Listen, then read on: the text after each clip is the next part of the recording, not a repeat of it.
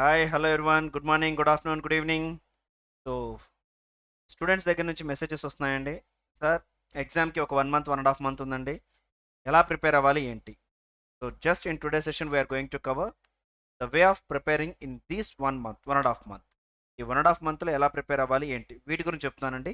And presentation tips అయితే కాదు, only for presentation, only for preparation, right? ఈ 1.5 month టైంలో మీరు ఎలాంటి ఏరియాస్ మీద ఫోకస్ చేయాలి అండ్ వేటిని చదువుకోవాలి. And first thing you have to know, company law is for 70 marks. The Companies Act 2013 and the Limited Liability Partnership Act totally is for 70 marks. This is the big opportunity.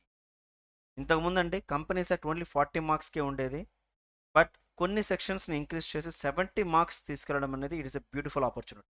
Companies act and LLP.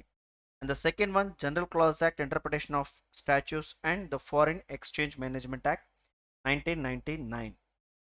ఈ సిచ్యువేషన్లో ఒక చిన్న advantage ఏంటి అని అంటే, 2 subjects మనకు న్యూగా introduce చేసినటువంటి chapters, the limited liability partnership act 2008 and the FEMA act 1999. ఈ 2 చాప్టర్స్ మనకు న్యూగా ఇంట్రడ్యూస్ చేసినటువంటి చాప్టర్స్ కాబట్టి ప్రిపరేషన్లో ఫస్ట్ టిప్ ఏంటి అంటే, follow the study material. Study మెటీరియల్లో మీకు ఏవైతే ప్రాబ్లమ్స్ ఉన్నాయో, ఆన్సర్ అట్ యువర్ ఓన్ అని చెప్పని, లేదంటే ఎక్సర్సైజ్ ప్రాబ్లమ్స్ ఏవైతే ఇచ్చి ఉన్నారో వాటిని యాజ్ డేస్గా ఫాలో అవ్వండి. And to the extent possible direct questions రావడానికి ఛాన్సెస్ ఎక్కువ ఈ 2 chapters. Are you clear? And the next one, sir what about the companies act and general clauses and interpretation of statutes చెప్తాను. First, the companies act 2013. Companies act 2013 concern totally these are the 11 topics company incorporated outside India, that is nothing but foreign company.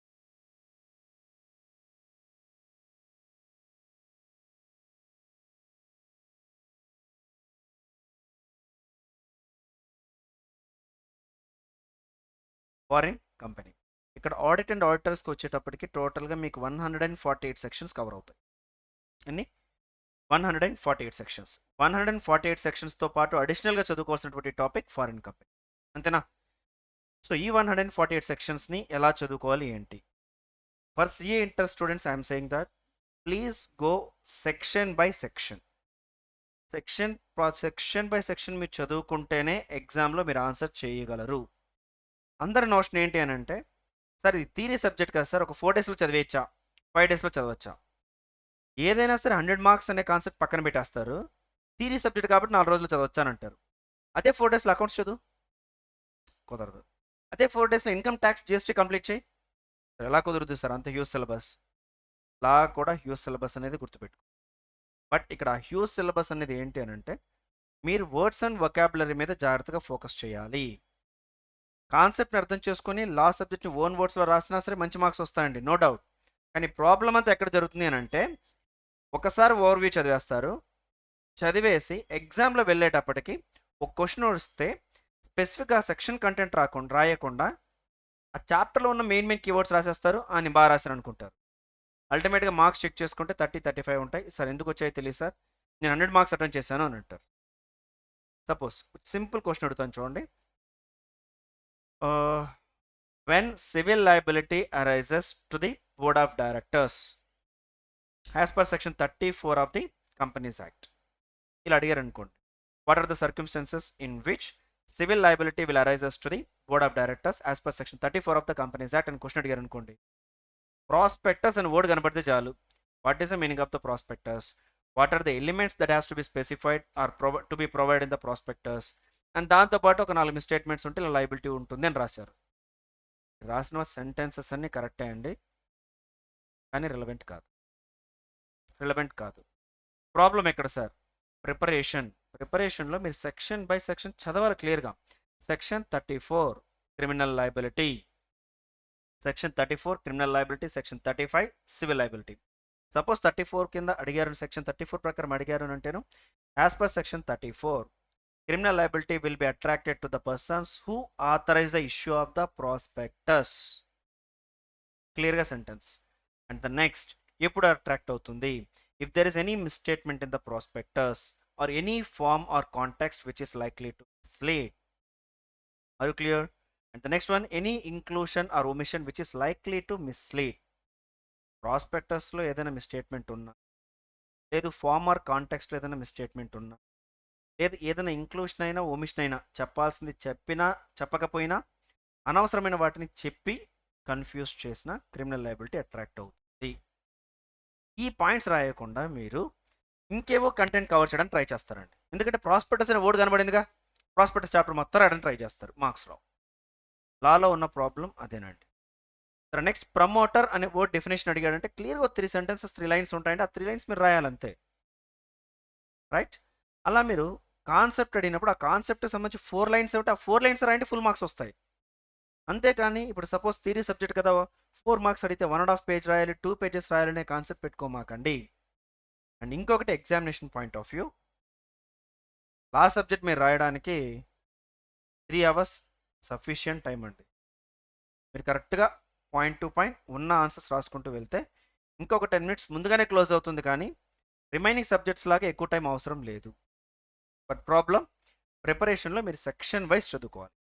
Companies act మీకు టోటల్గా 148 sections కాబట్టి section 1, 2, 3, 4 ఇలాగే చదువుకోవాల్సిందే. అలా చదువుకుంటే ఏమవుతుందంటే pin పాయింట్గా మీకు ఒక పాయింట్ అడిగారు, మీరు కరెక్ట్గా సెక్షన్ నెంబర్ రిఫరెన్స్ ఇస్తూ మీరు ఆన్సర్ చేయొచ్చు. ఒకవేళ సెక్షన్ నెంబర్ రిఫరెన్స్ ఇవ్వకపోయినా ఆ సెక్షన్లో ఉన్న కంటెంట్ రాస్తూ మీరు మంచి మార్క్స్ స్కోర్ చేయడానికి ఛాన్స్ ఉంటుంది. అండర్ రైటింగ్ కమిషన్ అడిగారు, 39 క్లియర్గా రాయండి. ఎంతవరకు ఇవ్వచ్చు, షేర్స్కి అయితే ఎంతవరకు ఇవ్వచ్చు, డిబెంచర్స్కి ఎంతవరకు ఇవ్వచ్చు, దాంతో క్లోజ్ చేయండి.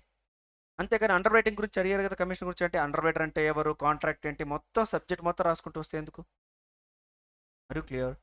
సో లైక్ వైజ్ ప్రిపేర్ అయ్యేటప్పుడు అండి మీరు కాన్సెప్ట్ని షార్ట్ నోట్స్ని రన్ చేస్తూ వెళ్ళాల్సిందే.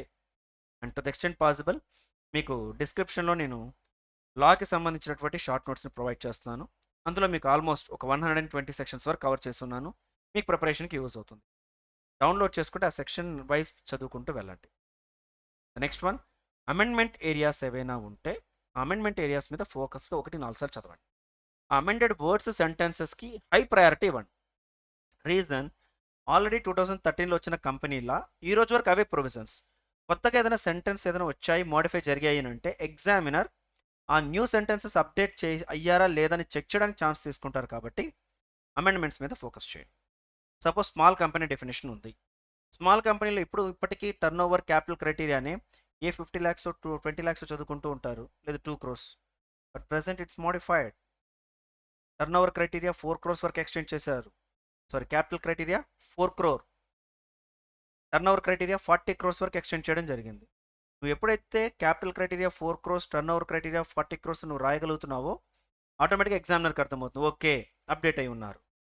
సపోజ్ మీరు ఓల్డ్ ప్రొవిజన్ రాస్తారంటే నోషన్ ఏంటి, మీరు ఇంకా ఓల్డ్ కాన్సెప్ట్తోనే ఉన్నారు అనేది ఇండైరెక్ట్గా కమ్యూనికేట్ అవుతుంది. అలాంటిది ఇవ్వకూడదు, అలాంటి ఛాన్స్ ఇవ్వకూడదు. కాబట్టి అమెండెడ్ ఏరియాలో ఆ వర్డ్ చిన్నదే అయినా సరే, జస్ట్ అది ఒక చిన్న వర్డ్ అయినా, ఒక సెంటెన్స్ అయినా సరే దాన్ని యాజ్ ఇట్ ఈస్గా పెట్టుకోండి, రాయడానికి ట్రై చేయండి. ఎందుకంటే చేంజ్ అయిన కంటెంట్ కాబట్టి. So like wise companies act preparation chapter wise, section wise వెళ్ళండి.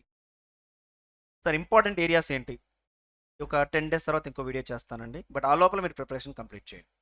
ఓన్లీ ఇంపార్టెంట్ టాపిక్స్ చదువుకుని ఎగ్జామ్కి వెళ్తానంటే it's a blunder, no doubt, it's a blunder. Preparation మొత్తం చేయండి.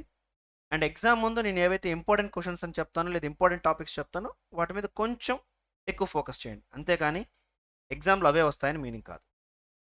So present my suggestion for company law preparation, short notes section by section. And కావాలంటే మీరు ఆ బుక్ని క్లోజ్ చేసి ఒకసారి ఆ సెక్షన్ వైజ్గా సెక్షన్ నెంబర్స్ని రివైజ్ చేసుకుంటూ ఒక్కొక్క 4 keywords అయినా నేను రాయగలుగుతున్నానా, గుర్తొస్తున్నా లేదా చెక్ చేసుకోండి. అలా ప్రిపేర్ అయితేనే కంపెనీస్ యాక్ట్ ప్రిపేర్ అయినట్టండి. లేదు సార్ నేను ఎగ్జామ్ ముందు ఒక 3 days కూర్చున్నానంటే బుక్ మొత్తం తిరుగుతుంది. బుక్ మొత్తం తిరుగుద్దండి. ఫ్యాన్ దగ్గర పెట్టుకొని బుక్ ముందు పెట్టారంటే తిరుగుతూ ఉండదండి, బట్ గుర్తయితే ఉండవు. కంపెనీలో ఏంటి అని అంటే ప్రతి ఒక్కరు ఆన్సర్స్ చేస్తారండి, కానీ మార్క్స్ రావు. అలా మార్క్స్ రాకపోవడానికి రీజన్ పిన్ పాయింట్ ఆన్సర్. అది పిన్ పాయింట్ ఎంత అవుతుందో అంత రాయడానికి మనం ప్రయత్నించాలి. అంటే మనం అది గుర్తుండాలి అంటే నెంబర్ ఆఫ్ టైమ్స్ రివైజ్ చేయాలి. సరే యాజ్ ఇట్ ఈస్గా రాయాలా, ఎవ్వరూ రాయలేరండి. నేను కూడా యాజ్ ఇట్ ఈస్గా అంటేనే కష్టం. ఉన్నదానికన్నా కంటెంట్ని ఎలాబొరేట్గా ఒక 10 పేజెస్ ఎక్కువ రాయమన్నా ఇంటర్ప్రిటేషన్ చేసి రాస్తాను, కానీ యాజ్ డేస్గా ఐ కెనాట్. ఎవరు మనమేమి స్టోరేజ్ డివైజెస్ ఏం కాదు. బట్ కంటెంట్ గుర్తుపెట్టుకోండి, ఓన్ వర్డ్స్లో మంచిగా రాస్తున్నాం లేదా చెక్ చేయండి. ఫస్ట్ టైం రాస్తున్నాను, ఏ కీవర్డ్స్ మిస్ అయ్యాయి చెక్ చేసుకోండి. Second time quality of the answer improve అవ్వాలి. థర్డ్ టైం ఎస్ బెంచ్ మార్క్ అనేది రీచ్ అవ్వాలి. ఇలా మనం స్టెప్ బై స్టెప్ ఇంక్రీజ్ చేసుకుంటూ వెళ్తామండి. అంటే సింగిల్ స్టేజ్ ఆటోమేటిక్గా రీచ్ అయిపోతాం. Are you clear? ఇలా మనం స్టెప్ బై స్టెప్ ఇంప్రూవ్ చేసుకుంటూ వెళ్ళాలండి chapters. Are you clear? And ఇందులో న్యూ సిలబస్ వాళ్ళకి యాడ్ అయినటువంటి topic company incorporated outside India, foreign company. My suggestion, go with the board material. Board మెటీరియల్లో ఏవైతే questions ఇచ్చారో వాటిని చదవండి, యాజ్ డేస్గా రావడానికి chances. And the next one, limited liability partnership act including important right. And the next one, 2 topics అమ్మా.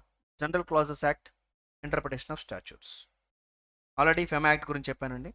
FEMA యాక్ట్కి సంబంధించినటువంటి numerical limitations కొన్ని ఉన్నాయి, లిమిట్స్. ఆ న్యూమరికల్ లిమిట్స్ కానీ కొన్ని అప్రూవల్స్కి సంబంధించినటువంటి ఏరియాస్ ఏవైతే ఉన్నాయో ఆ ఏరియాస్ని ఎక్కువ ఫోకస్ చేయండి FEMA act. Next general class యాక్ట్కి వచ్చేటప్పటికి కొన్ని డెఫినేషన్స్ ఏరియాస్ ఉన్నాయి. ఆ definition areas, suppose meaning of definition of the financial year, includes అంటే ఏంటి, ఎక్స్క్లూడ్స్ అంటే ఏంటి, ప్రొవిజర్కి ఎక్సెప్షన్కి ఉన్న డిఫరెన్సెస్ ఏంటి, ఇలాంటి కీవర్డ్స్ ఏవైతే ఉన్నాయో వాటి మీద ఎక్కువ ఫోకస్ చేయండి జనరల్ క్లాస్ యాక్ట్ ప్రిపరేషన్ అప్పుడే. దట్ ఈస్ ఎగ్జామ్ ఓరియంటెడ్, మంచిగా జరుగుతుంది. లేదు సార్ జనరల్ క్లాస్ యాక్ట్ మొత్తం నేను ప్రిపేర్ అవుతాను రివైజ్ చేయాలి అని అంటే సంవాట్ డిఫికల్ట్. కాబట్టి మీరు ఇంకా నేను బెస్ట్గా ఏం చెప్తానంటే ప్రీవియస్ 3 ఆర్టీపీస్ ఓపెన్ చేయండి. ప్రీవియస్ 3 ఆర్టీపీస్లో ఏవైతే ఉన్నాయో ఆ క్వశ్చన్స్ని జనరల్ క్లాస్ యాక్ట్ ప్రకారం చదవండి. ఎగ్జామినేషన్ పాయింట్ ఆఫ్ వ్యూ మీకు కవర్ అవ్వడానికి ఛాన్స్ ఎక్కువ. Are you clear? The next, interpretation of statutes. ఒక చాప్టర్ మాత్రం ఓషన్ అండి. మీరు ఎంత చదువుకున్నా సరే సో ఇంటర్ప్రిటేషన్ ఆఫ్ స్టాట్యూట్స్కి వచ్చేటప్పటికండి సబ్జెక్ట్ ఓషన్. కాబట్టి ఏం చేస్తారంటే ఏవైతే మనకు రూల్స్ ఉన్నాయో, ఇంటర్ప్రిటేటివ్ రూల్స్ ఏవైతే ఉన్నాయో ప్రతి ఒక్క రూల్కి ఒక 4 సెంటెన్సెస్ ప్రిపేర్ అవ్వండి. 4 సెంటెన్సెస్ని మీ ఓన్ వర్డ్స్లో రాసుకోండి. అండ్ ప్రతి రూల్కి ఒక బెంచ్ మార్క్ ఎగ్జాంపుల్ గుర్తుపెట్టుకోండి.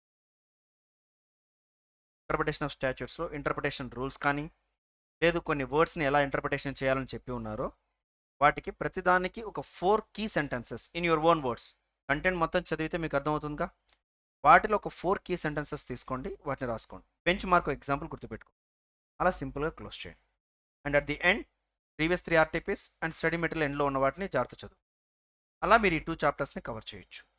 And one more thing, general class act మీకు ఎలా ఇచ్చినా సరే ఉన్న డెఫినేషన్స్ అడుగుతారు కాబట్టి ప్రాబ్లం లేదు.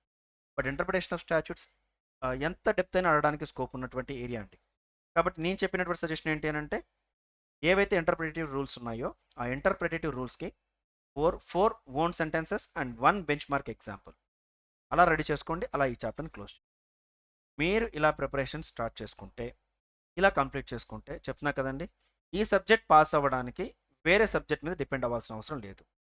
అంటే 50 మార్క్స్ డ్యామ్ షూర్. అండ్ ఇలా ప్రిపేర్ అయితే సెక్షన్ బై సెక్షన్ నేను చెప్తున్నా కదా, లా పేపర్లో 60 మార్క్స్ అనేది ఈజీ.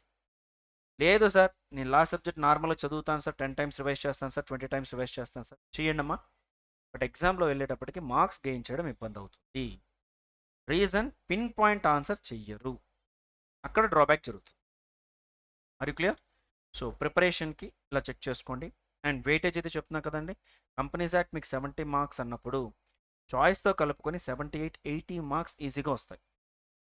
అలా 80 మార్క్స్ వచ్చేటువంటి ఏరియా కాబట్టి సెక్షన్ వైజ్ జాగ్రత్త చదువుకోండి. సార్ మరి ఈ చాప్టర్స్ అయితే జనరల్ క్లాస్ యాక్ట్ కానీ అండ్ ఫెమా యాక్ట్ కానీ సెక్షన్ వైజ్ వెళ్ళొద్దండి, కాన్సెప్ట్ వైజ్ వెళ్ళండి. రీజన్, ఇక్కడ వెయిటేజ్ అనేది మార్క్స్ అనేది మీకు వచ్చేటప్పటికి 8 మార్క్స్ వరకు వెయిటేజ్ ఉండడానికి ఛాన్స్ ఉంటుంది కాబట్టి సెక్షన్ వైజ్ వెళ్ళమాకండి, కాన్సెప్ట్ వైజ్ వెళ్ళండి. Are you clear? సో మంచిగా ప్రిపేర్ అవ్వండి. అండ్ డైలీ వీటిని ప్రిపేర్ అయ్యేటప్పుడు ఒక ప్రాబ్లమేటిక్ పార్ట్ సబ్జెక్ట్తో పాటు చదవండి. మళ్ళీ లా సబ్జెక్ట్ కదా అని మార్నింగ్ నుంచి ఈవినింగ్ వరకు లా సబ్జెక్ట్ చదివితే కుదరదు. థియరీ సబ్జెక్ట్తో పాటు ఒక ప్రాక్టికల్ పేపర్ చదువుకుంటూ హాఫ్ డే టైం స్పెండ్ చేయండి. Yes, it will works. Right? All the best అండి. Thank you.